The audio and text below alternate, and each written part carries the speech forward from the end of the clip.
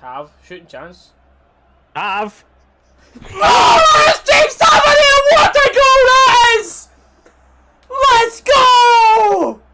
Big smile on Gerard's face after that, and that is the type of gritty performance that you need to continue being champions. What is going on, everyone? Welcome back to another video on the channel, and eventually the real football is back after 2 weeks of international football, which felt like 2 months. And let me tell you, there was time where 2 minutes today felt like 2 months. With Rangers being back, along comes with it the stress, the grey hairs, the hair starting to fall out quicker, the heart palpitations, and of course the exuberance, because we're Rangers, we never like to do it the easy way, do we? And that's another brilliant comeback today. Today's starting 11 raised a few eyebrows, particularly in that centre half spot with Goldson being rested, and that's how many games in a row has he been starting now, all going for all sorts of club records. And from not even to be on the bench, and especially coming back after international break where he will have been resting a bit more because he isn't involved with the England squad, you think that is a good time for him to rest. And as it stands right now, Gerard, the club, haven't come out and said what it is. So whether it's COVID, whether it's an injury, hopefully whatever it is, it's, well, I'm sitting here fingers crossed, touching wood in that it's just a slight knock and they're resting him for Leon, because they're especially going to need him now after, unfortunately, Big Phil's injury. With Goldson being out of the team, though, I think it's always naturally going to bring that mixed reaction within the Rangers support.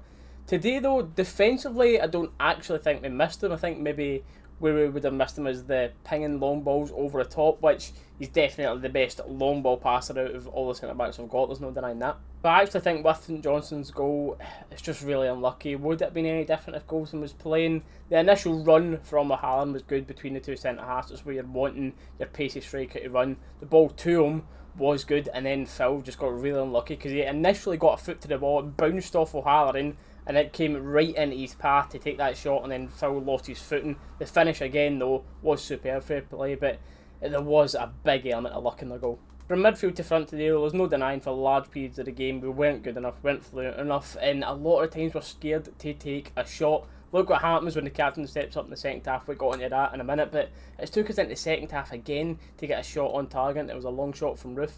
I think at times you were uncharacteristically seeing Kamara and Davis misplace some passes. Aribo was getting stuck in. Kent was dropping real deep trying to take people on, but he was losing it more often than not. Hey, I don't mind him trying to take people on because he's one of the only people in the team that actually are confident enough to go and take a man on 1v1.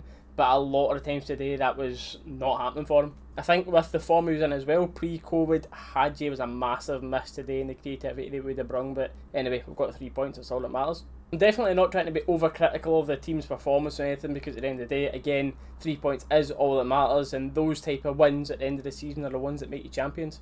The biggest negative for today, without doubt, was Phil having to come off with that knee injury, and the thing that worries me the most is, of course, he's going to go and get scans and all that stuff, and fingers crossed I'm wrong, but it looks like an ACL, because with those type of injuries, usually when it's the, oh, he'll be back in 2 weeks, you see them hobble off just with a little arm around the shoulder getting them off, but usually when the stretcher's needed, it's a lot worse than that. And of course, it goes without saying that would be absolutely gutting for the fans and the player and the club overall, because he has been in outstanding form. I mean, the man single-handedly has had Scotland in meltdown over the past week. Simpson looked alright when he came on, but realistically he's not going to be long-term starting in for Phil if he's injured. Hopefully, again, that's why we're waiting to hear about what's happening with Goldson. And at the time I'm recording this, if by the time I've uploaded or anything or hearing anything about Goldson, I'll put that down in the comments below. But with this injury, KATIC being away, I believe the earliest we can recall Nico KATIC is in January, and I think that will definitely happen if Phil's injury is as bad as it looks. But hey, hopefully I'm just waffling all this nonsense and he's back within a week or two. So on a more positive then, let's go on to our goals, and Kent does brilliant to win that today. The trickery inside the box, volleyed in the back of the calf, a stonewall penalty, came out, Roof steps up, buries it, and then it gets a little bit of aggro after it, which really seemed to kickstart us into the game, but it shouldn't take that much. If you're playing for Glasgow Rangers, it shouldn't take a little scrap on the pitch to get our players right up for it, because we had like the little 5-10 minutes after it of proper high intensity and flying into every tackle. We want that more throughout the game. On Roof's finish though, it was cool, it was calm, it's straight down the middle, and personally, that's him scored one. Every time he's on the pitch now, I would keep him permanently on penalties. Then Tav's strike, just, it was just beautiful. None of this he tried to cross. You're going to have some people saying he tried to cross that. He meant every single bit of that there today to skip. Eyes up, sees the keeper off his line slightly, and it is inch perfect into the back of the net. Long shots are something that I would love to see us implement more into a game. We've got plenty of players that are capable of it. I don't know why every single time, or 90% of the time, we're trying to walk the ball into the back of the net against these low blocks. Just have a shot, man. Look what happens. Another important thing to note about today's win, it puts us back where we belong on top of the table. Of course, you've got Hearts and Hibs, who are second and third playing against each other tomorrow. Ideally, a draw for that would do as well. I know it's only early and Hibs and Hearts will both drop off, but a draw in Edinburgh tomorrow would keep us first, and then hopefully for the rest of the season. We've done another watch along again for the away games, as we usually always do, live on the YouTube channel. Awesome support there again. I'm going to play a couple of our in-game reactions now. Oh yeah, and headphone users beware. She's back so kindly for him, but again, the finish was good. That's nice. Ken, shoot! Penalty! Penalty, Rangers! Come on! I thought there, I was wondering, I was like, why has he not took a shot? Come on! Great penalty, right down the middle, come on! Lander, try to stop the crossing, but gets in. Oh, it's about the... Oh, goal kick. Well done for us putting bodies on the line there. I mean, I don't care about these replays, just let me know if Big Phil's alright. That's all I want to know right now.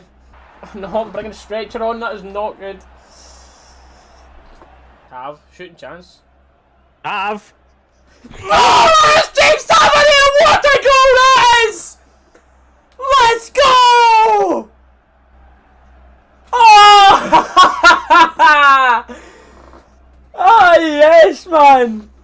He's James Savage! What a goal that is! That's cheered me up. Pete.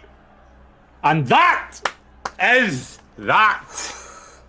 Big smile on Gerard's face after that, and that is the type of gritty performance that you need to continue being champions.